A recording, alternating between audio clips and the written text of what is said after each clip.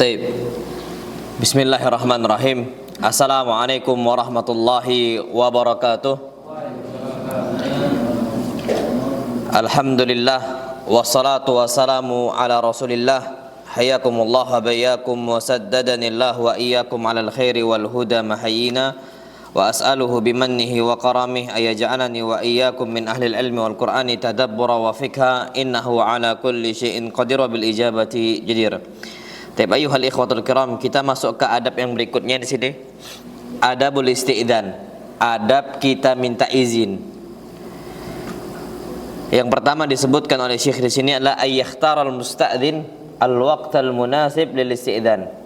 Seseorang itu harus memilih waktu yang tepat untuk minta izin. Jadi jangan sampai kita ini minta izin mau jumpa sama fulan ke rumahnya tidak ngingat waktu gitu loh. Itu jangan. Kadang-kadang jam 10 malam masih ngetok pintu rumah orang. Itu bukan termasuk adab muslim. Makanya di sini disebutkan harus milih waktu apa? Waktu yang tepat. Ana ambil contoh, enggak usahlah kita selaku yang sudah baligh. Ternyata anak kecil saja ada beberapa waktu itu harus dijaga. Anak kecil nih, Pak, bebas masuk rumah kita sebenarnya. Anak kecil loh ya, yang belum baligh. Itu saya bebas-bebas saja. Tapi ternyata ada beberapa waktu itu tidak boleh sama sekali. Tidak boleh. Disebutkan oleh Nabi kita Muhammad SAW, oleh Allah Subhanahu Wa Taala dalam Al-Quran Al-Karim. Allah berfirman, Ya ayyuhalladzina amanu, wahai orang-orang beriman, liyasta'dzinkumul ladzina malakat aymanukum walladzina lam yablughul huluma minkum thalatha marrat. Hendaknya budak-budak kalian ataupun anak-anak kecil kalian itu kapan masuk rumah orang dia harus minta izin dulu. Aslinya anak kecil nih bebas dia masuk-masuk bebas. Aslinya loh ya. Cuman 3 waktu itu tidak boleh. Sama sekali tidak boleh. Pertama disebutkan min qabli sholatil fajri. Sebelum sholat apa? Subuh. Iya. Tiba-tiba ada kita masuk gedor pintu rumah orang jam 4. Tidak boleh. Anak kecil yang harusnya bebas kapan aja masuk, kapan sebelum sholat fajar dia harus izin. Nggak bisa sembarangan. Yang kedua, wahina tada'una thiyabakum minadh-dhahira. Ketika kalian menanggalkan pakaian kalian, melepaskan pakaian kalian itu di waktu ba'da zuhur atau waktu zuhur. Kenapa? Karena biasanya kalau zaman dulu itu kan panas gitu ya. Kita butuh untuk melepaskan apa? Pakaian kita, baju kita. Nah, ini kan agak kurang etis kalau dilihat oleh orang-orang lain. Karena apalagi zaman dulu belum ada AC, belum ada pendingin dan sebagainya, maka waktu-waktu zuhur itu anak-anak kecil suruh pulang, nak jangan main ke rumah kawan lagi, udah pulang sini, pulang. Ah, itu dia. Kenapa? Takutnya banyak aurat yang terlihat dan itu tidak boleh. Kemudian yang ketiga, wa mim ba'di sholatil isya. Setelah melaksanakan sholat apa? Isya. Kapan udah waktu isya, jangan lagi masih main di rumah kawan. Tak boleh, nak balik sekarang. Ini udah waktu isya, jangan main di rumah dia. Udah gak boleh. Kenapa? Karena itu sudah waktu setelah isya. Apa kata Allah? Thalathu auratil lakum. 3 waktu itu aurat bagi kalian. Sering sekali di 3 waktu tadi aurat itu terlihat. Nah, ini gak bagus dalam Islam. Nah, jadi waktu kita minta izin itu pilihlah waktu yang paling bagus, jangan sembarangan. Waktu-waktu yang tidak bagus. Termasuk ketika menelpon. Nelpon ini itu sama dengan minta izin. Tapi kalau seandainya kita minta izin ke rumah orang itu dengan ngetok. Tapi ini ngebel orang itu termasuk ganggu sebenarnya. Nah, kita manggil tuh waktu-waktu tertentu saja. Jangan semua waktu kita bebas nelpon orang dan sebagainya. Lihat, oh udah pada isya ini, janganlah ganggu. Oh, ini sebelum subuh nih masih, jangan diganggu. Atau waktu siang semisal. Nah, kalau sekarang siang ini hampir rata-rata kaum muslimin kalau sekarang itu beraktivitas. Tidak ada masalah sama sekali kita menghubungi dan juga menelpon. Tapi waktu-waktu yang di rumah itu jangan sampai kita minta izin ke rumah mereka di waktu-waktu tersebut. Nah, wallahu alam bissawab. Taib, itu yang pertama. Kemudian adab yang berikutnya, Pak, disebutkan oleh para ulama adalah an yatrukal musta'dzin baba man yarghab ziyaratahu bilutfin. Kita kalau minta izin mau ke rumah orang itu ketok pintu rumah dengan cara lemah lembut. Ngetok pintu rumah orang itu ada adabnya, nggak sembarangan, bukan main gedor-gedor aja. Nabi SAW ngetok pintu orang sahabatnya itu dengan cara lemah lembut, termasuk adab Islam.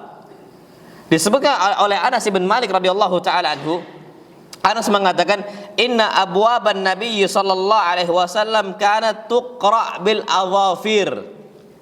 Sesungguhnya pintu-pintu rumah Nabi kita Muhammad sallallahu alaihi wasallam itu diketok dengan ujung kuku nih. Ini Pak, kuku. Beda kalau antum pakai apa? Jari. Beda lagi pakai apa? Tangan. Jangan digedor rumah orang. Pakai apa? Kuku. Assalamualaikum. Pakai kuku. Bilutfin.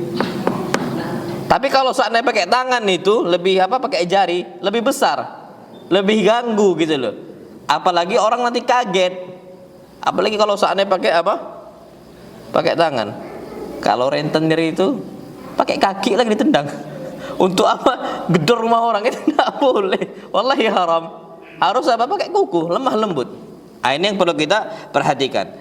Nah, para sahabat Nabi kita Muhammad SAW itu tidak berani ngetok pintu Nabi pakai apa? Pakai selainnya, pakai kuku lah.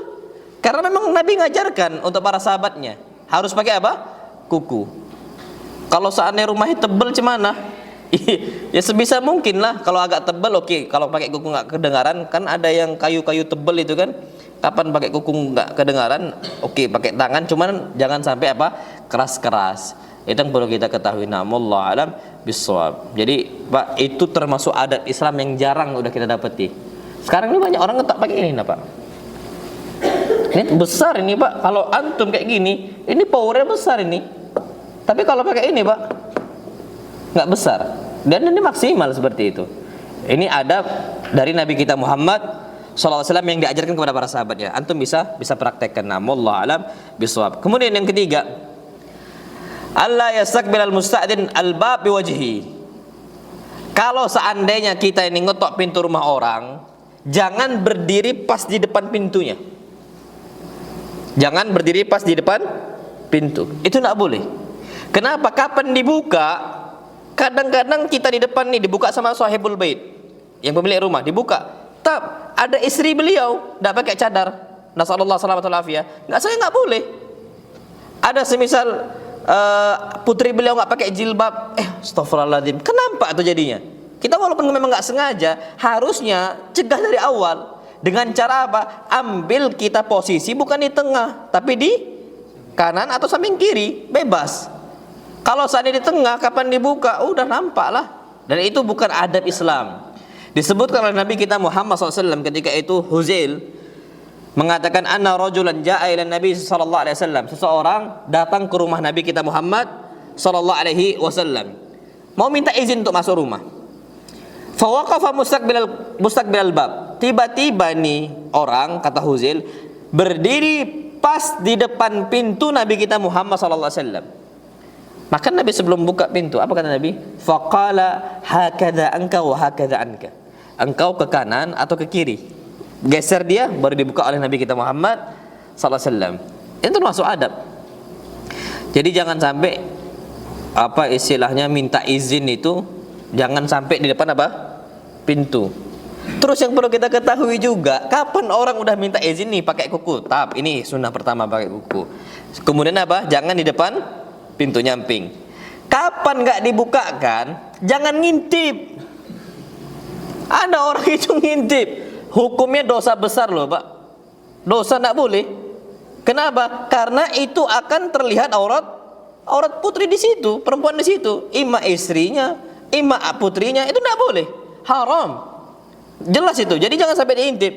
Pernah Nabi kita Muhammad sallallahu alaihi wasallam mengatakan dalam hadis yang sahih, "Lau anna rajulan ittala 'alaika bighairi iznin." Kalau seandainya ada seseorang ngintip rumah engkau tanpa izin, fa faqata 'ainahu, dan engkau lemparkan mata dia pakai kerikil sampai buta.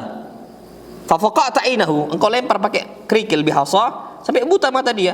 Lam yakun 'alaika junah. Engkau enggak berdosa sama sekali. nggak berdosa sama sekali. Cuman jangan pula ada yang ngintip atau melempar pakai apa kerikil, jangan pula. Itu kenapa Nabi kita Muhammad sallallahu alaihi wasallam itu dalam hukum Islam itu berlaku seperti itu. Kalau antum berangkat ke negara-negara yang menegakkan hukum Islam, nggak ada yang berani ngintip itu, Pak. Haram bagi mereka. Mereka tahu itu, makanya aman aurat itu. Aurat kaum muslimin itu aman. Sampai dalam sebuah hadis Nabi kita Muhammad sallallahu alaihi wasallam ketika itu lagi nyisir rambut. Nabi lagi nyisir apa? Nyisir rambut.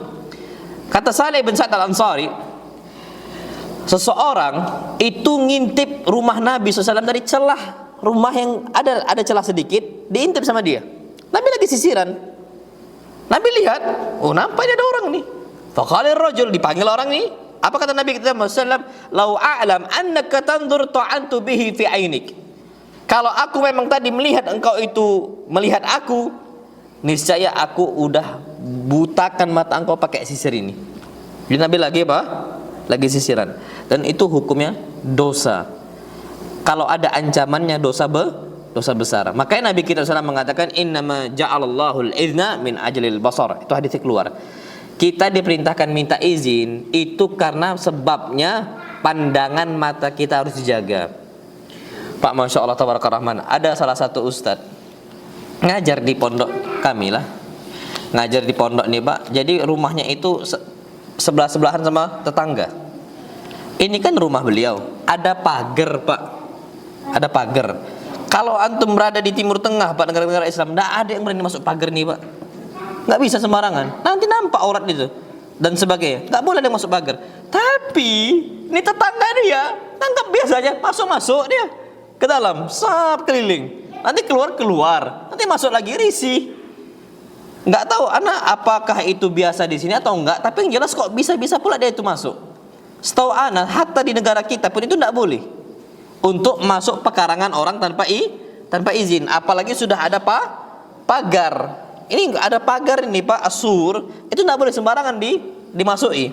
Kalau ada wilayah dia, apalagi ya kita gampangnya Pak jemur pakaian istri-istri kita di luar kan, di luar. Tapi masih dalam area pagar, sempat keliling, istri kita lagi jemur.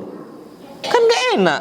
Bukan lagi gak enak, kita pun kesal kan selaku suami, nampak orang istri kita dan sebagainya. Tapi anak gak tahu apakah memang tetangga ini memang tetangga yang memang belum tahu secara adat juga kita gak boleh atau gimana. Cuman cerita Ustadz itu ke anak, gimana Amnya kok bisa kayak gitu katanya. Anak bilang coba ntar kita coba ngomong ke Pak D, ngomong Pak D itu yang pemilik rumah kan, kenapa kok bisa gampang sekali dimasukin pekarangan rumah, dan itu nggak boleh dalam Islam. Kenapa? Akan nampak aurat, dan aurat kita memang harus dijaga, terutama istri-istri kita. Nah, Allah ada bisawab. Taib. Kemudian yang keempat, sebelum kita minta izin, pertama kali yang kita ucapkan habis ketok nih, tok. Sebelum kita mengucapkan sepatah kata pun, ucapkan salam. Ucapkan apa salam? Salam.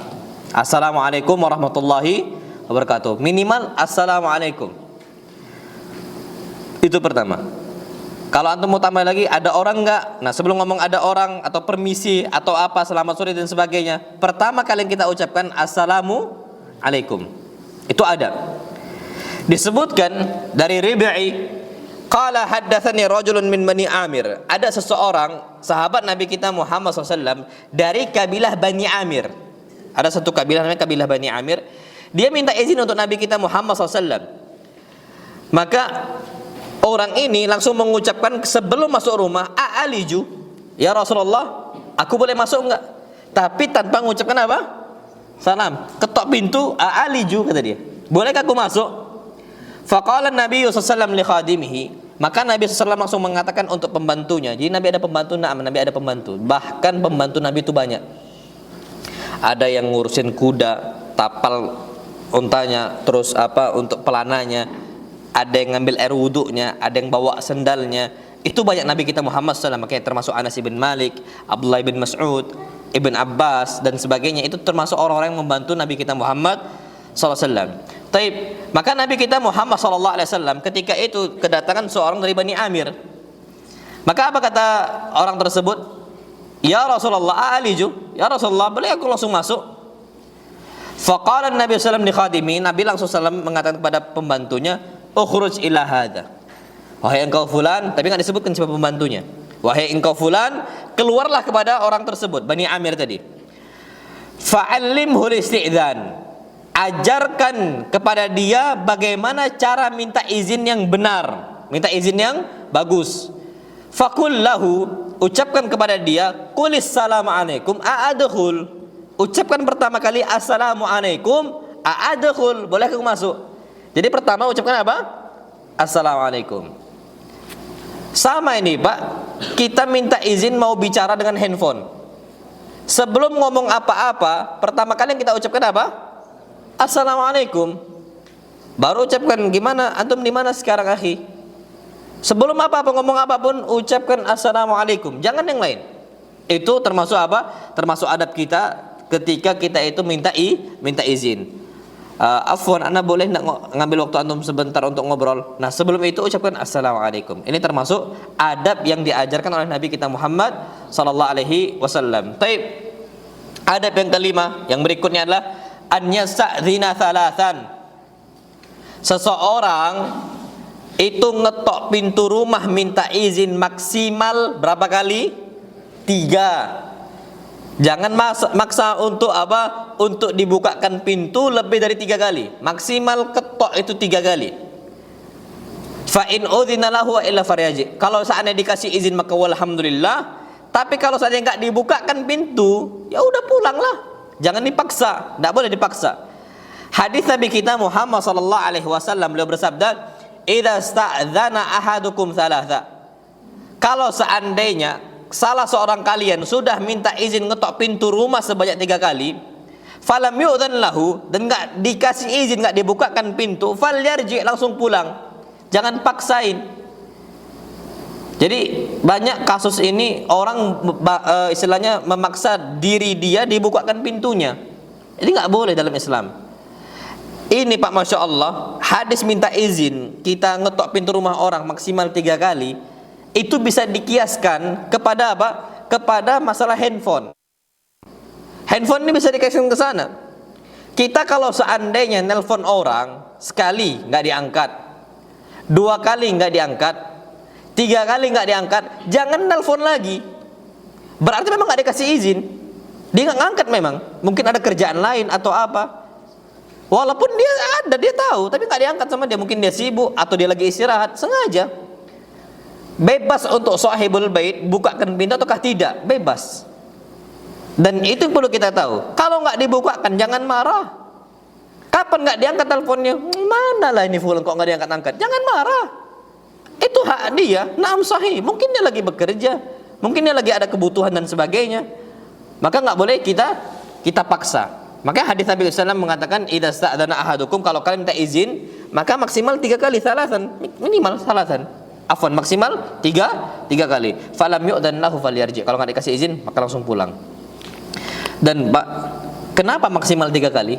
Karena memang kita ini minta izin manggil orang dari rumahnya atau istilahnya memaksa orang keluar dari rumah dia, itu memang berat kadang-kadang. Ada satu hadis insyaallah tabarakallah, Nabi kita Muhammad sallallahu alaihi wasallam itu berjalan dengan salah satu sahabat dia. Ketika berjalan, jadi Nabi SAW sama sahabat beliau sallallahu alaihi wasallam berjalan. Ketika berjalan, Nabi mau berkunjung ke salah satu rumah sahabat Nabi yang lain. Waktu itu di Masjid Kuba. Nabi datang SAW, diketok. Nabi SAW langsung mengatakan, "Assalamualaikum ya fulan."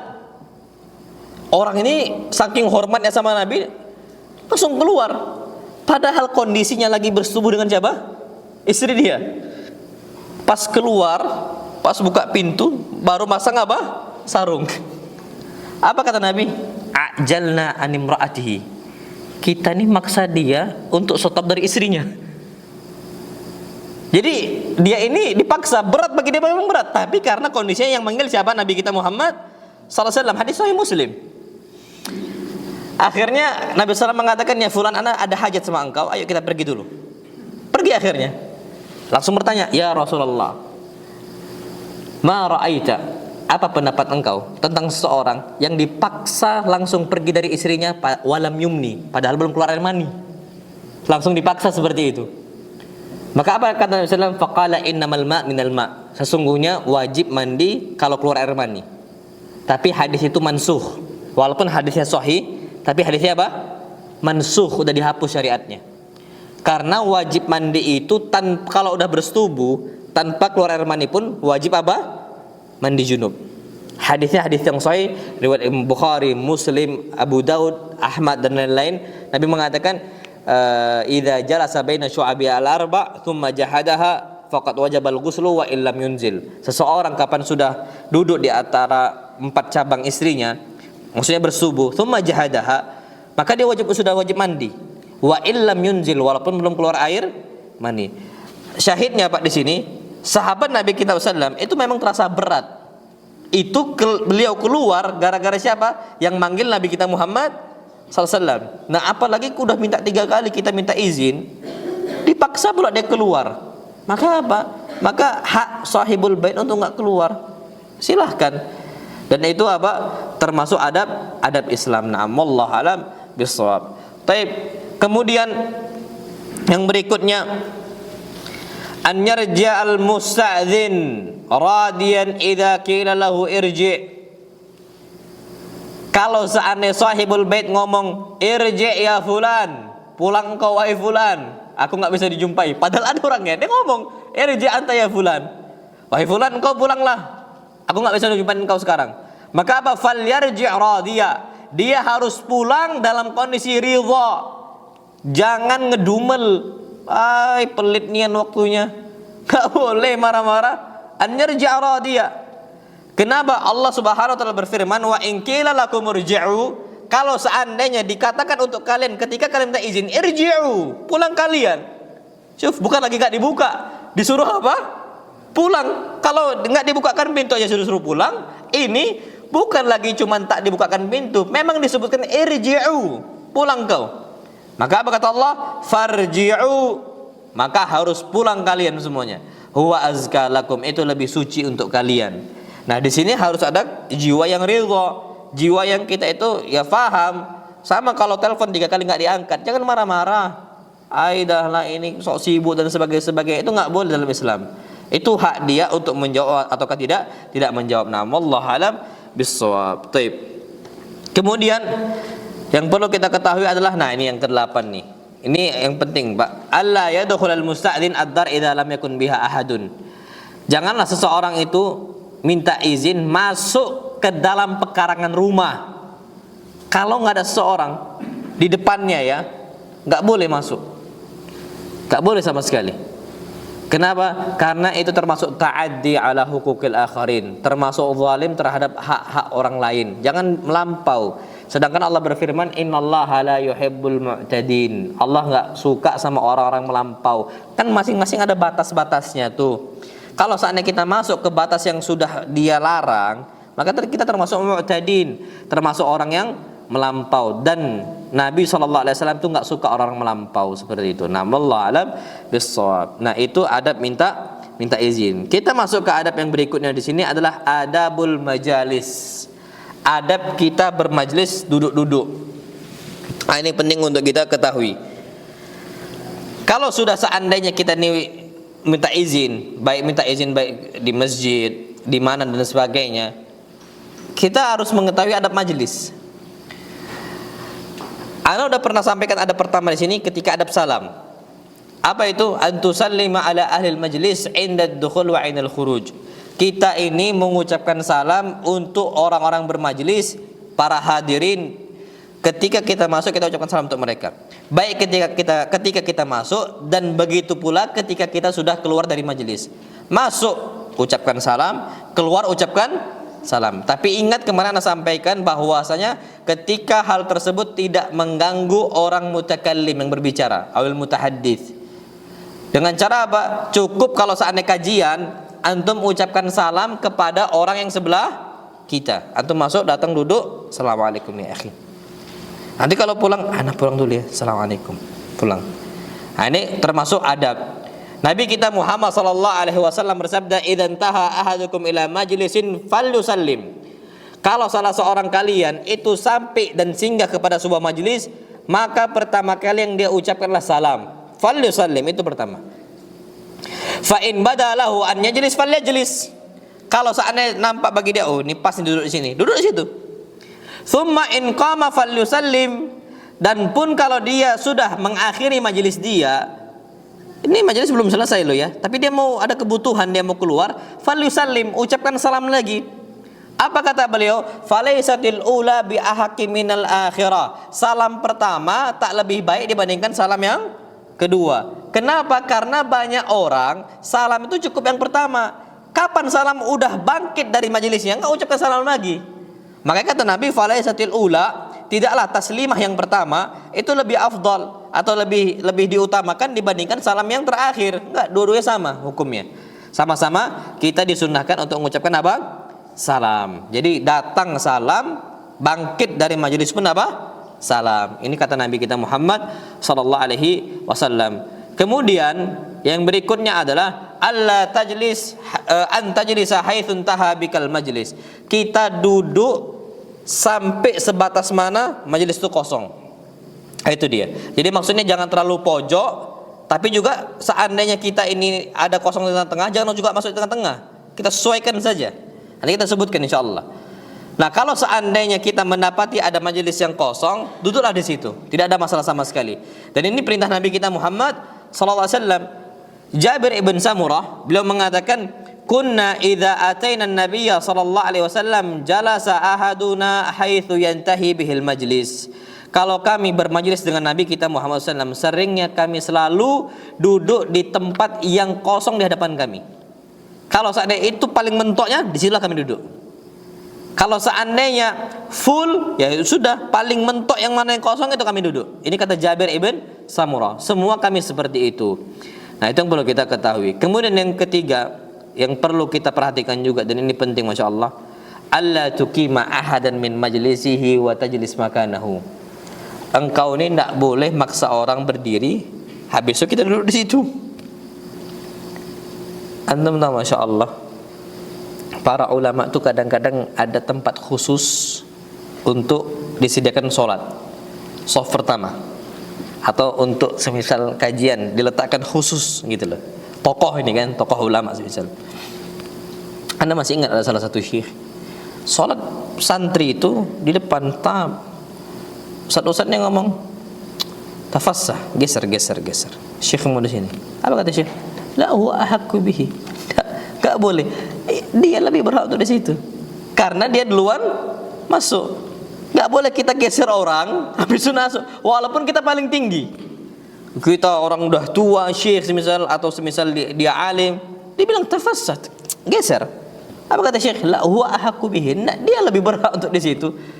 Jadi walaupun kita kedatangan syekh dan sebagainya, kapan terlambat, tidak boleh ya, fulan anta geser ke belakang, tawarra, mundur, itu tidak boleh dalam Islam. Dan itu nggak dikenal. Makanya yang perlu kita perhatikan, seseorang tuh nggak boleh membuat orang lain tuh engkau berdiri. Kasusnya ini kapan sholat Jumat kadang-kadang. Sholat Jumat. Kalau seandainya kita telat, ya telat lah. Orang udah duduk ya sudah. Dan ini hadis Nabi kita Muhammad SAW beliau mengatakan, la yuqimur rajula min majlisihi tsumma yajlisu fi. Seseorang tuh tidak boleh maksa orang lain tuh bangun tegak, kemudian dia duduk di situ. Walakin tafassahu wa tawassa'u. Tapi apa? Geser kalau bisa, kalau nggak bisa sudah, nggak ada hak dia tuh duduk di situ. Tafassah, kau bisa nggak geser? Kalau bisa, alhamdulillah duduk di sini. Oh bisa, fadhal duduk. Alhamdulillah. Tapi kalau nggak bisa, jangan suruh apa? Berdiri. Nah, ini termasuk mengambil hak orang lain. Itu tidak boleh sama sekali. Kemudian yang keempat, alla tajlis wasatal halaqah. Jangan duduk di tengah-tengah halaqah lingkaran. Biasanya kalau kita ini ada harganya, kalau seandainya udah full yang di samping-samping itu, kalau bisa jangan duduk di tengah, kosong melompong kayak gitu. Makanya majelis itu kalau bisa harus diisi dulu yang depan-depannya. Harus seperti itu. Kenapa? Agar orang itu bisa istifadah, bisa ngambil faidah. Kalau seandainya duduk pas di tengah-tengah, apa kata Syekh? Nanti akan canggung, kasihan dia. Dan termasuk mungkin akan dibilang tamak gitu loh. Akan dibilang tamak. Padahal nggak tamak, padahal mau istifadah. Itu wasiat dari Syekh. Ala kuliah di sini yang perlu kita perhatikan, kita sesuaikan saja. Kalau seandainya kita di belakang kita nggak nyaman, kalau anak pribadi, anak nggak nyaman di belakang. Kalau anak lo ya, anak kan berusaha untuk di depan, karena memang barokahnya itu memang di depan. Anak pernah kondisi, Masya Allah Tabarakallah, anak itu banyak kawan-kawan dulu ketika di Imam Bukhari di Solo, itu nggak mau duduk di depan karena takut kalau tidur ketahuan sama siapa? Ustadznya. Jadi nggak mau di depan, takut di belakang semua. Tapi Masya Allah Tabarakallah, anak dari dulu mondok nggak pernah duduk di belakang tuh, nggak pernah. Anak selalu pilih di depan. Kapan ngantuk ya kapan diingatkan tinggal wudhu, baik lagi, seger lagi, belajar lagi dan sebagainya. Nggak usah malu. Dan anak jumpai Masya Allah Tabarakallah, kawan-kawan yang duduk di depan berhasil sekarang. Diberkahi, dakwahnya didengar, ucapannya dengar. Anak punya kawan duduk samping anak, pas samping anak. Sekarang wakil mudir di Makassar, pas samping anak duduknya selalu. Kami nggak pernah duduk di belakang. Dan anak paling enggan itu. Kenapa? Karena memang keberkahan ilmu itu di mana? Di depan. Sebagaimana malaikat Jibril ketika belajar dengan Nabi kita Muhammad sallallahu alaihi wasallam. Ini ma'ruf hadisnya Umar bin Al-Khattab. Ada seseorang kita nggak kenal dia, dalam tampilan yang Masya Allah bagus dan sebagainya. Sampai apa kata Umar bin Khattab? Fawadha'a kaffaihi ala fakhidaihi. Dia meletakkan tangannya di atas pahanya. Ini termasuk adab di sini. Kemudian apa? Dia tempelkan lutut dia kepada lutut Nabi kita Muhammad SAW. Berarti dekat nggak itu? Dekat sekali. Jadi tempel lututnya malaikat Jibril dengan Nabi kita Muhammad SAW. Fa'asada rukbatayhi ila rukbatayhi. Sampai udah pasti ini nempel, baru nanya tentang masalah rukun iman, rukun Islam, sama apa? Ihsan. Hadis itu hadis yang sahih. Maka kata para ulama, termasuk keberkahan yang bisa kita ambil dari sini adalah kita kalau bisa duduk di depan majelis. Maksudnya kita belajar di depan itu duduk di situ. Tapi berbeda kalau saya udah tua. Kalau udah tua ini kan kadang-kadang butuh apa? Butuh sandaran. Kalau enggak udah gatel aja kadang-kadang. Ada paham itu. Makanya santri di mana-mana kalau Anda bawa, Anda boleh duduknya di belakang, enggak boleh. Enggak berkah biasanya kayak gitu. Sayang ilmunya, dan Allah Subhanahu wa taala dalam menuntut ilmu kita memang mencari keberkahan. Itu disebutkan oleh para ulama. Na'am, wallahu alam bissawab. Baik. Kemudian yang perlu kita perhatikan adalah ini Pak, ini penting nih. Alla tajlis makan ar-rajul idza qama li hajatin.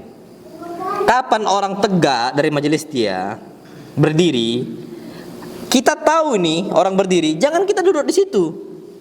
Apalagi dia lagi majelis nih. Antum tahu biasanya kalau daurah kajian tablik akbar misalnya dan sebagainya, itu kan ramai itu kajian jamaah itu. Kita lihat, fulan berdiri nih, mau wudhu kayaknya nih. Jangan pula antum sop duduk di situ.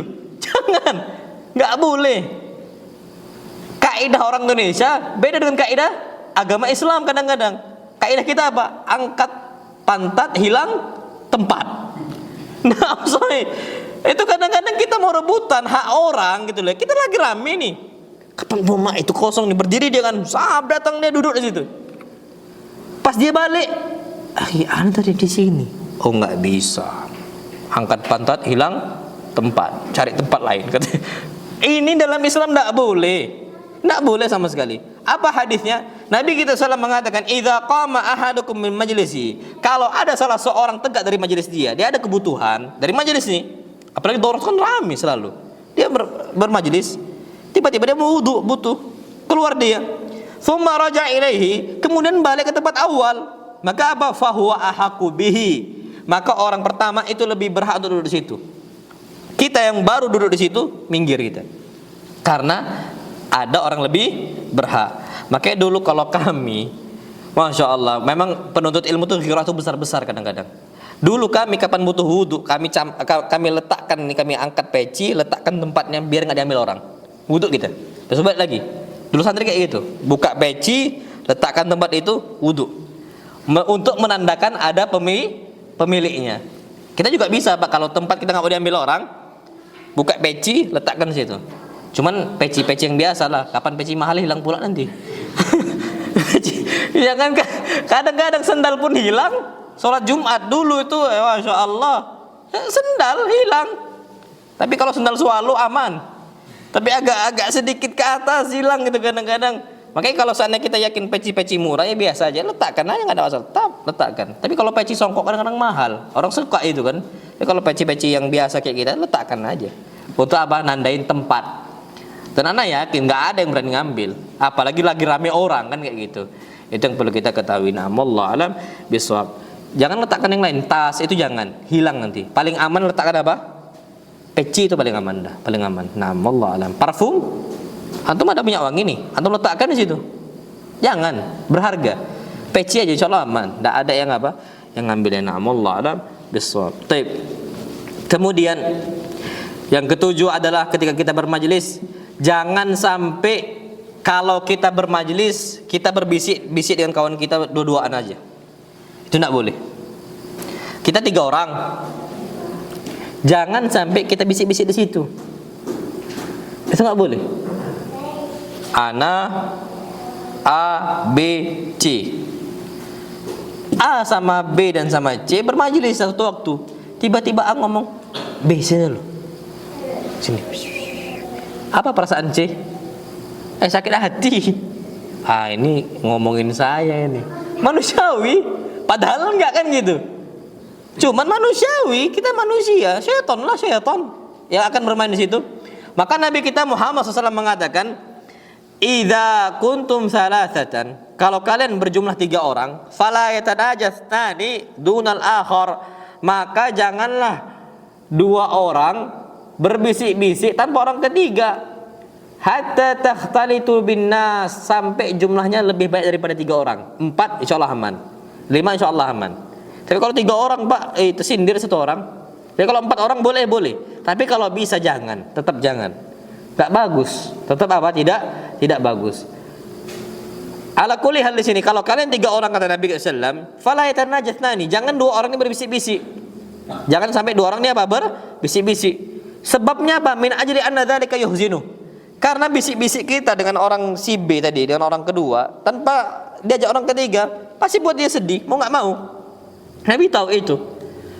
Syekh Ibnu Utsaimin rahimahullah, masya Allah Pak, beliau memiliki kefakihan yang dalam. Syekh Ibnu Utsaimin, apa kata beliau? Ini sama juga dengan kita ngobrol pakai bahasa lain yang orang ketiga nggak paham. Kita 3 orang nih, A sama B orang Jawa, yang C orang sinilah. Tiba-tiba kita ini pakai bahasa Jawa, padahal cuma nanya piye kabari, tapi orang ketiga ini nggak tahu apa maksudnya. Kan akhirnya kita ini banyak apa? Suudzon. Apa ngomong apa nih? Paling nggak ada ngomongin dia. Ini nggak boleh. Atau ana sama santri bertiga sama antum jamaah nih. Ana sama santri ngomong pakai bahasa Arab. Antum nggak ngerti bahasa Arab. Pak sakit hati. Nggak usah jauh-jauh Pak ya, masya Allah. Ana sama istri ana itu kan lagi berkendara. Ada anak-anak Khalid. Ana kalau sama istri ana ada suatu hal yang ana jaga dari si Khalid ini. Ana sama istri ana ngomong pakai bahasa Arab, marah dia si Khalid nih. Nggak boleh pakai bahasa Arab kata dia. Bahasa Indonesia kata si Khalid. Ana ngomong makanya Khalid belajar pakai bahasa Arab sama kakak santri. Marah dia nggak mau. Itu dari dulu tuh, dari dulu. Kalau seandainya kita pakai bahasa lain pasti tersinggung. Itu pasti. Makanya kalau seandainya kita ini bersama orang lain, dia nggak paham bahasa kita, jangan kita ngobrol pakai bahasa lain, pakai bahasa kita lah. Makanya minimal pakai bahasa Indonesia, ya bahasa persatuan kita lah. Kalau seandainya ada yang nggak paham dan sebagainya, itu perlu untuk kita perhatikan. Na'am wallahu alam bissawab. Baik, kemudian yang ke-8 di sini adalah alla yukthiral jalisun ad-dhahik. Seseorang yang bermajelis itu jangan sampai memperbanyak untuk tertawa. Apalagi majelis itu sengaja untuk dibuat tertawa. Majelis yang bukan majelis tertawaan, bukan majelis candaan, itu tidak boleh banyak tawa. Apalagi memang majelis itu untuk mengundang galak tawa. Ini tidak boleh. Kenapa Nabi kita Muhammad SAW bersabda, la tukthiru minad dhahik. Janganlah kalian itu memperbanyak untuk tertawa. Kenapa? Fa inna kathratad dhahiki tumitul qalb. Karena orang banyak tertawa itu mematikan hati. Antum perhatikanlah, orang banyak ketawanya biasanya susah nangis. Kenapa susah nangis? Karena keras hati dia. sulit untuk merenungi, mentadabburi isi ayat Al-Qur'an Al-Karim. Sulit bagi dia. Kenapa? Ketawa terus. Boleh kita tertawa. Nabi tertawa sallallahu alaihi wasallam. Nabi juga tertawa. Tapi Nabi sallallahu alaihi wasallam tidak memperbanyak apa? Tertawa. Sampai Nabi mengatakan sallallahu alaihi wasallam, "Lau alimtum ma a'lam." Seandainya kalian mengetahui apa yang aku ketahui dari adab kuburnya, alam ghaibnya. Jadi Nabi beberapa hal itu Nabi dikasih kabar oleh Allah SWT tentang adab kubur. "Lau alimtum ma a'lam." Kalau kalian mengetahui apa yang aku ketahui dari adab kubur, la dhahiktum qalilan wa la bakaitum katsira. Kalian akan sedikit tertawa, banyak menangis. Kalau kita sekarang berarti, Pak, kita bisa pahami dari situ. Kalau kita sulit untuk menangis, itu sama saja kita banyak tertawa. Kenapa? Itu lawanan, Pak. Nangis sama tertawa itu lawanan. Kalau kita banyak tertawa, apa kata Nabi? Kita akan sedikit menangis. Sebaliknya kalau kita gampang menangis, berarti kita sedikit apa? Tertawa. Makanya usahakan jangan kebanyakan nonton hal-hal yang berbau apa?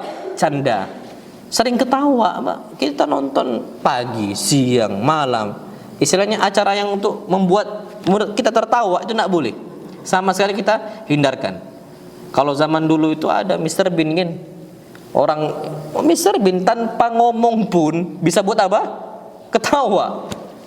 Itu orang-orang yang kalau suka nonton seperti itu, Pak, itu biasanya dia akan tumitul qalb. Akan mati apa? Hatinya. Ana ada cerita. Jadi ada salah satu ikhwan. Ini kebetulan loh ya, kebetulan. Ana lagi baca nih HP. Ada ikhwan nih di apa depan. Jadi pondok itu kan ada kantor nih. Di depannya itu kan ada teras dan sebagainya. Dia nggak sengaja dia buka lagi YouTube itu pas nonton Mr. Bean. Nonton nih Mr. Bean. Ana bersin.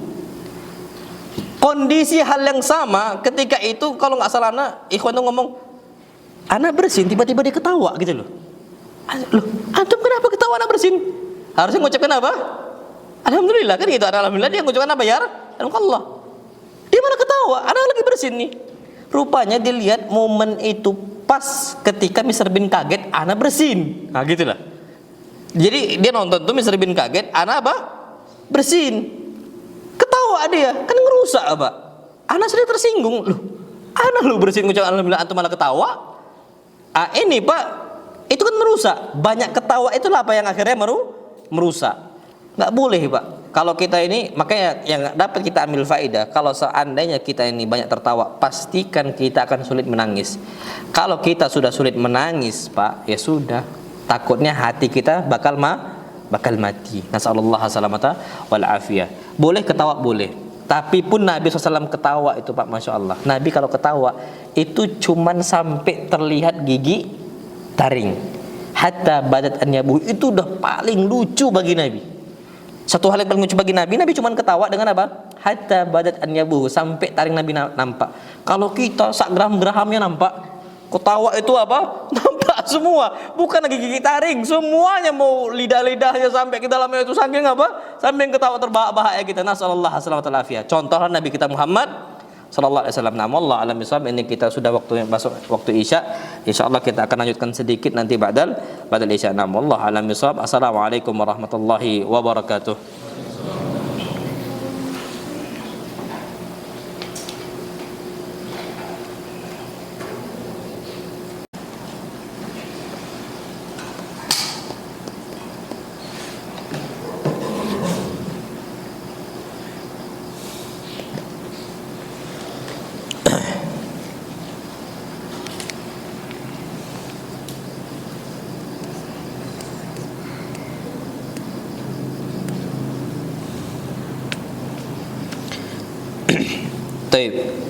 Bismillahirrahmanirrahim. Assalamualaikum warahmatullahi wabarakatuh. Alhamdulillah wassalatu wassalamu ala Rasulillah. Kita lanjutkan kajian kita kembali. Insyaallah subhanahu wa taala sedikit lagi nih. Yang berikutnya adalah an yahfazal jalis ma dara fil majlis min hadis. Seseorang itu harus bisa jaga rahasia ketika bermajlis. Maksudnya kalau kita sedang berbicara dan ada satu hal yang memang privasi untuk dijaga, maka jaga. Apalagi dia udah ngasih amanah untuk kayak gitu, untuk dijaga, maka jaga. Karena orang-orang para sahabat Nabi kita Muhammad SAW zaman dulu itu paling kencang, paling kuat jaga amanah untuk jaga rahasia. Masya Allah. Tanpa diminta pun ya, mereka jaga. Sampai Nabi kita Muhammad SAW bersabda, "Idza haddatsa ar-rajulu bihaditsin." Kalau seseorang berbicara kepada engkau dengan sebuah ucapan, dengan sebuah tema, jadi ada topik yang mau dia bahas nih, dia sampaikan kepada kita. Tsummal tafat, tapi sebelum dia nyampaikan kepada kita, dia tuh nengok-nengok dulu. Ada orang enggak? Ada orang enggak? Kayak gitu. Apa kata Nabi? Fahiya amanatun. Maka itu amanah yang wajib engkau jaga. Masya Allah. Tanpa diminta. Cuman dia lihat kanan sama lihat kiri. Ada orang enggak ya? Ada orang enggak ya? Takut untuk omongan itu didengar. Takut omongan itu sampai ke halayak luas. Dia nggak mau. Gampangnya orang mau curhat atau orang itu mau minta solusi ke kita. Sebelum itu dia nengok kanan, nengok kiri. Maksudnya jangan sampai ada yang tahu. Maka apa kata Nabi? Ingat, maka apa? Fahiya amanah, itu amanah. Jangan sampai kita ini Masya Allah, kita udahlah sampein, akhi, ana mau ngomong sama antum, tapi jangan dikasih tahu ya. Oh iya, nanti antum ngomong ke kawan, akhi, jangan kasih tahu ya. Terus aja kayak gitu. Ini estafet namanya. Jadi rahasia ini estafet. Jadi ujungnya apa? Kata orang itu sudah menjadi rahasia umum. Mana ada rahasia umum? Rahasia ya rahasia. Cuman memang buruknya orang-orang kita ini, rahasia pun bisa jadi rahasia umum. Bayangin antum. Para sahabat itu tanpa diminta loh ya, tanpa diomongi, akhi ini rahasia ya, tanpa digituin, udah mereka nggak mau nyebarin. Itu adab kita. Anda ulangi hadisnya, idza haddatsa ar-rajulu bihaditsan ini. Kita tanamkan dalam hati kita. Idza haddatsa ar-rajulu bihadits. Kalau seorang menyampaikan suatu hal ke antum, tsummal tafat, dengan dia nengok kanan, nengok kiri, cukup bagi antum untuk jaga amanah dia. Fahiya amanah, wajib jaga rahasia dia. Jangan disampaikan. Makanya ada istilah kita ini ya ember bocor. Ya tadi estafet. Akhi jangan kasih tahu ya. Nanti gitu, akhi jangan kasih tahu ya. Akhi jangan kasih tahu ya. Lama-lama udah rahasia umum udah itu. Dan itu nasallallahu alaihi afiyah, rusaknya orang-orang kita. Memang kurang jaga adab sih memang kita itu. Tapi kalau para sahabat sampai Masya Allah tabarak rahman, antum tahu Hudzaifah. Hudzaifah ini tahu siapa munafik siapa enggak. Kenapa tahu? Karena dikasih tahu oleh Nabi kita Muhammad SAW. Kenapa Hudzaifah ini kapan Nabi ngomong jangan kasih tahu, nggak pernah dikasih tahu sampai Nabi meninggal. Tapi nggak mau, Nabi cuma rahasia ini sampai disebutkan Hudzaifah ini sahibu sirri Rasulullah SAW, pemegang rahasia Nabi kita Muhammad SAW. Jadi kalau seandainya Hudzaifah disebutkan Umar bin Khattab itu ketika mau mensolati jenazah seorang zaman dulu, beliau tengok dulu, Hudzaifah sholat enggak? Kapan Hudzaifah sholat berarti muslim. Kapan Hudzaifah tak sholat berarti apa? Bukan muslim, munafik. Karena zaman dulu udah banyak munafiknya. Makanya Nabi kita Muhammad SAW mengatakan, ya Hudzaifah, fulan munafik, jangan kasih tahu. Umar nanya, fulan munafik enggak? Diam. Hudzaifah enggak mau kasih tahu. Fulan munafik enggak? Enggak mau kasih tahu. Hudzaifah. Ketahuannya kapan? Ketika Hudzaifah tidak mau mensolati apa? Jenazahnya. Falamma kana Hudzaifah lam yusalli alaihi, ketika Hudzaifah enggak mau salat untuk dia, lam yusalli alaihi Umar, maka Umar pun enggak mau mensolati jenazah dia.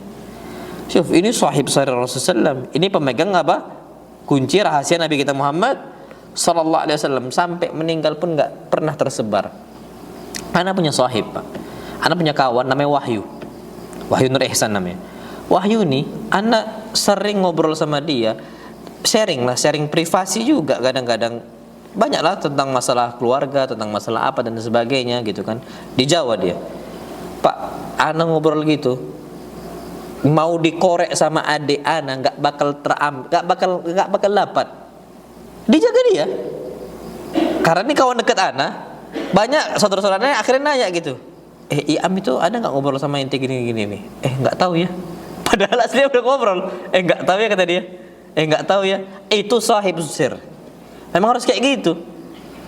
itu termasuk amanah yang harus kita jaga. Apalagi bermajelis dalam sebuah tempat yang memang nggak boleh disampaikan, maka jangan disampaikan sama sekali. Itu harus kita pegang. Na'amullah alam bisawab. Jadilah orang yang amanah memegang rahasia.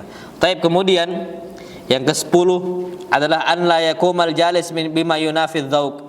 Jangan seseorang mengerjakan sesuatu hal yang menghilangkan ruhnya bermajelis. Dengan apa? Sering nguap. Lagi bermajelis nguap. Pas nguap kata dia. Nah, itu menghilangkan apa? Ruh majelis namanya. Itu tidak boleh. Aw yatamakhat, atau sering ingusan itu umbelan, sering dihirup kayak gitu. Kalau udah kita pilek, kita langsung berangkat ke toilet untuk buang ingus, jangan digituin. Atau ambillah tisu, kemudian kita seka. Itu termasuk majelis. Au yatajashya fil majlis. Suka atau tahu yatajashya? Apa itu? Sendawa. Kalau udah suka sendawa masuk angin tuh, siapkanlah minyak kayu putih itu. Jangan sering sendawa, enggak enak. Lagi sholat Allahu Akbar. Pas sendawa itu sebelum sholat habis makan durian. Habis. Sebelahnya langsung apa? Bau durian. Jangan, sholat enggak boleh, bermajelis enggak boleh. Pernah kejadian Abi sama Bang Ana makan durian kami. Pas makan durian sholat jamaah, kita nggak boleh pisah, harus satu tempat. Kapan pisah? Kita sendawa di sini, kendawa di situ, bahaya masjidnya. Kita harus gabung satu tempat dan tahan untuk nggak sendawa. Lagi sholat jamaah, memang harus tahan. Karena kenapa? Karena kalau udah makan durian itu, makanya kalau bisa makan durian itu jangan sebelum sholat. Sebagaimana hadis Nabi sallallahu alaihi wasallam, man akala tsauma awil basala fala yaqrabanna masjidana. Barang siapa yang makan bawang merah, bawang putih, maka jangan deketi masjid kami. Bawangnya nggak boleh. Pak, dampak lebih bau itu bawang atau durian sebenarnya? Lebih bau nyengat itu? Durian lebih nyengat. Cuman di Saudi dulu nggak ada durian. Sempat ada. Kena hadis itu. Karena zaman dulu nggak ada durian. Sekarang aja durian itu ada, itu pun impor, bukan asli Timur Tengah. Tapi memang bau durian itu. Nah, ana tuh pernah lagi safar lah. Pas safar itu kan nggak boleh kita ini untuk pisah, harus satu tempat. Kenapa? Kalau nggak nanti nyebar baunya. Itu yang perlu kita ketahui. Jadi ditahan, betul-betul ditahan. Nah, jangan yatajasya fil majelis, jangan suka sendawa. Dibiasain suka sendawa. Itu usahakan kalau udah mulai sendawa masuk angin, pakailah minyak kayu putih. Na'amullah alam bisawab. Baik, kemudian ini penting terakhir. Penting ini, Pak, Masya Allah. Yustahabbu khatmul majlis bi kafaratil majlis. Kita itu dianjurkan betul untuk menutup majlis kita dengan mengucapkan kafaratul majlis. Subhanakallahumma wa bihamdika asyhadu an la ilaha illa anta astaghfiruka wa atubu ilaik. Disebutkan dalam sebuah hadis Nabi kita SAW bersabda, man jalasa fi majlisin, barang siapa yang duduk bermajlis. Ya kita, Pak, kalau bermajlis ada salahnya. Anak kajian kayak gini, Pak, mungkin ada salah ngomong, mungkin loh ya. Maka apa? Faqathara fihi laghatuhu. Maka banyak salahnya kadang-kadang. Ya orang, Pak, semakin banyak berbicara semakin banyak apa? Salahnya. Makanya kalau antum jumpain ustadz tuh banyak salahnya, wajar, karena ustadz yang berbicara, antumnya yang dengar. Ya betul, antum tidak ada salahnya, antum cuman dengar. Ustadznya, kenapa? Wajar ustadz kalau salah itu wajar. Dan itu sifat manusiawi. Semakin banyak berbicara semakin dengar. Ada ustadz Ali Akbar, Ali Ahmad yang dari Riau. Jadi di Pekanbaru itu kan, beliau ngomong, ustadz ini kalau antum jumpain salah wajar, kata dia. Kenapa? Kalau ustadz ngomong, ya ustadz ngomong lah. Semakin banyak ngomong ini, semakin apa? Banyak salah. Nah, salahnya antum undangan, katanya. Salahnya antum apa? Ngundang. Ya kalau kita nggak, kalau antum ngundang nih, ada diam aja di sini, nggak ada faedahnya. Cuman anak datang ke sini, cuman menyampaikan amanah, sebisa mungkin anak akan menyampaikan apa yang benar. Cuman kapan salah, maafu, ya wajar, manusiawi. Karena manusia itu kullu bani Adam khata, setiap anak Adam pasti berbuat apa? Salah. Tidak mungkin. Anak ini bukan malaikat, jamaah juga bukan malaikat. Kita bermajelis juga sama. Apalagi majelis bukan majelis ilmu. Majelis ilmu aja ada salahnya, apalagi cuman majelis biasa-biasa aja, ngurusin bisnis, ngurusin kebun, ngurusin apa dan pasti banyak apa? Salahnya. Maka apa? Man jalasa fi majlisin, barang siapa yang bermajlis di dalam sebuah majlis, faqathara fihi laghatuhu, akhirnya banyak salahnya. Faqala qabla an yakuma min majlisi dzalika, maka dia mengucapkan sebuah doa sebelum dia selesaikan majelis dia, sebelum dia tegak dari majelis dia. Ucapan apa? Subhanakallahumma wa bihamdika asyhadu an la ilaha illa anta astaghfiruka wa atubu ilaik. Apa kata Nabi? Illa ghufira lahu ma kana fi majlisi dzalika, kecuali diampunkan oleh Allah Subhanahu wa taala setiap kesalahan yang ada di majelis tadi. Majelis ini Pak, ingat bukan cuman majelis ilmu. Antum rapat di kantor, rapat kita di pabrik ini, orang sering ada biasanya beda pendapat, beda opini, beda pemikiran. Ya karena masing-masing orang dengan backgroundnya masing-masing berbeda-beda. Ketika kita rapat dan sebagainya, tetap mengucapkan apa? Kafaratul majelis. Apalagi majelis ilmu yang diucapkan, apalagi bukan majelis ilmu. Kadang-kadang hawa nafsu yang bermain, ego kita tinggi. Ada sampai istilah orang-orang Arab tuh ananiyah, ana. Dengar ucapan ana itu ada kadang-kadang. Ananiyah. Nah, ini kita harus perhatikan, kalau kita sedang bermajelis, apapun bentuk majelisnya, maka kita perlu tahu bahwasanya kita harus ucapkan kafaratul majelis. Nah, itu dia. Apalagi ada menyerempet ghibah, nyerempet apa. Kalau ghibah Pak enggak stop sampai kafaratul majelis. Minta maaf. Harus itu, minta maaf sama orang yang tidak ada di situ.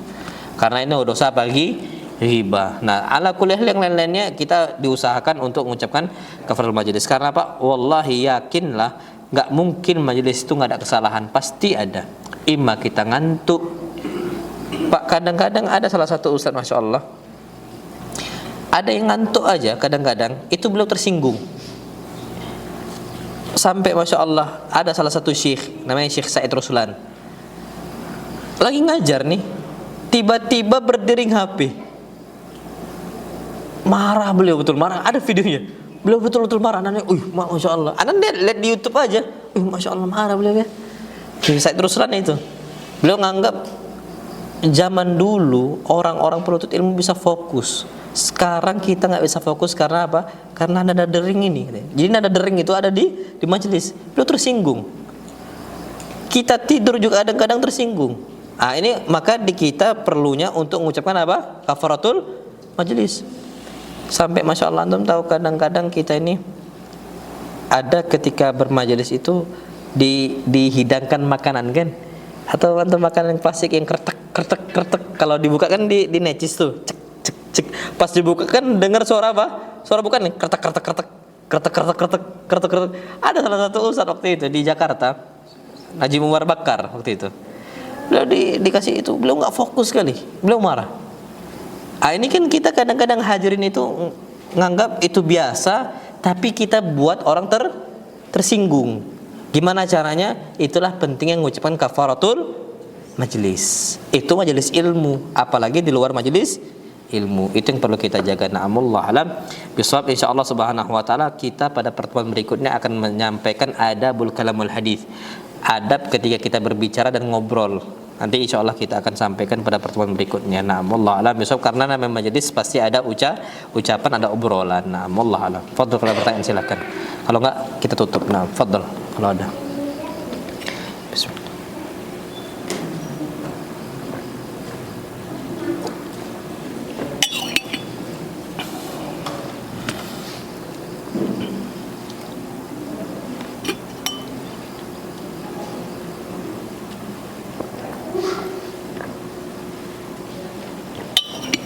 Tapi nggak ada.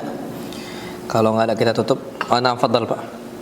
Jadi kita bicara sama Pak Advokat gitu, ngobrol, kita bicara, kemudian saya jadi tanya gimana gitu pada masalah tadi. Dan kemudian kita bilang saya nggak tahu, padahal kita tahu. Nah, kita nggak tahu tadi bilang Pak itu bohong, ya. Apa itu bohong yang dibolehkan? Bohong yang dibolehkan. Bohong yang dibolehkan. Naam sahih. Karena ada beberapa bohong yang dibolehkan. Pertama disebutkan oleh para ulama adalah kadzibur rajul 'ala imraati. Seseorang itu dusta untuk istrinya. Karena kadang-kadang kita kalau nggak bohong sama istri, rusak kadang-kadang. Karena istri itu lebih mendahulukan perasaan dibandingkan akal. Kenapa? Karena wanita disebut oleh Nabi SAW naqisatu aqlin wa din. Akalnya apa? Lemah. Jadi lebih dahulukan apa? Perasaan. Nah, kapan seandainya dihidangkan makanan rupanya hambar, maksudnya apa ya, nggak gurih, nggak ada rasanya, kuahnya kebanyakan, bumbunya kesedikitan, rupanya menghemat ketik duit ya, cuman nggak enak gitu loh. Pasti tanya, enak bang? Masya Allah enak nian, padahal dusta. Boleh? Nah boleh. Itu kata para ulama. Kemudian yang kedua, untuk menjaga hubungan antara kaum muslimin, sama kayak tadi. Kalau seandainya kita sebarkan tadi, merusak nggak hubungan kita dengan kaum muslimin? Rusak. Maka kita boleh untuk berdusta. Kita datang ke orang, lagi tengkarnya dua orang, Fulan A dan B lagi tengkar. Kita ngomong, A, kamu tadi dipanggil sama B loh. B juga ngomong, kamu tadi dipanggil sama A. Kayaknya mau minta maaf itu. Datang, pas di sana, atau mau nyari anak? Oh enggak. Atau nyari anak? Enggak juga. Langsung kan udah gak enakan itu kan. Nah ini diperbolehkan untuk menyatukan atau untuk menjaga hubungan kaum muslimin. Sama tadi, kalau kita sebarkan, kita ngomong, iya anak tahu. Nah kalau kita sampaikan itu tidak boleh.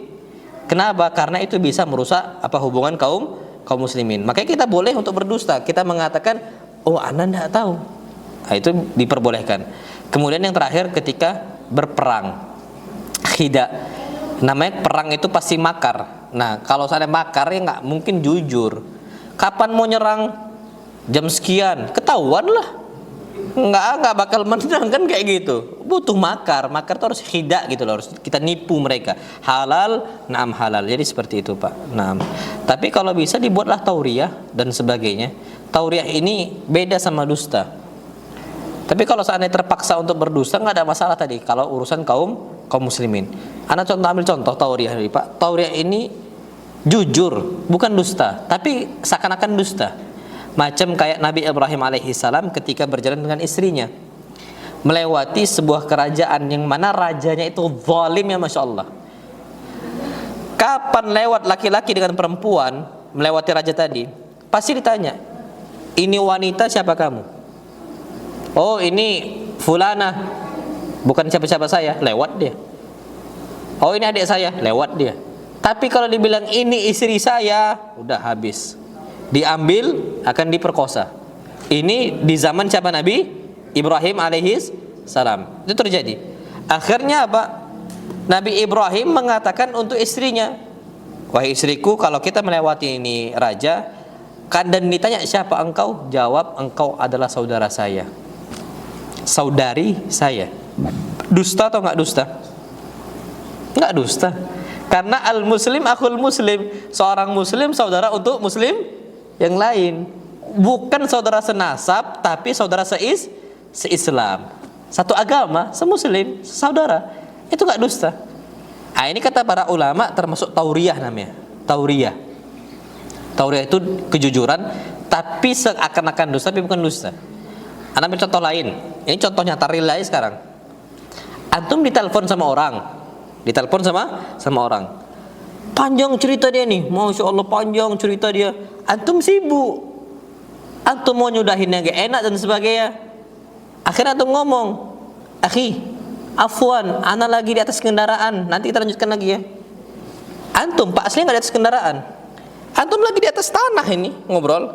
Tiba-tiba ada motor kosong terparkir. Antum naikkan motornya. Akhi, afwan, ana di atas kendaraan. Nanti kita lanjut lagi. Antum matiin. Boleh? Boleh. Itu namanya apa? Tauriyah kata para ulama. Cuman jangan dibiasain kecuali untuk kebutuhan. Nabi SAW juga pernah kayak gitu. Tauriyah namanya. Nah tapi kalau saya dusta, memang asli dusta, itu boleh cuman untuk tiga hal tadi. Menjaga hubungan kaum muslimin, suami kepada istri, sama ketika berperang. Jadi seperti itu. Jadi kalau kita nyebarin aib dia atau nyebarkan privasi dia, rusak hubungan kita dengan kaum muslimin. Itu yang perlu kita ketahui. Nah, wallahu a'lam bishawab. Jadi seperti itu. Nah, fadhil yang lain.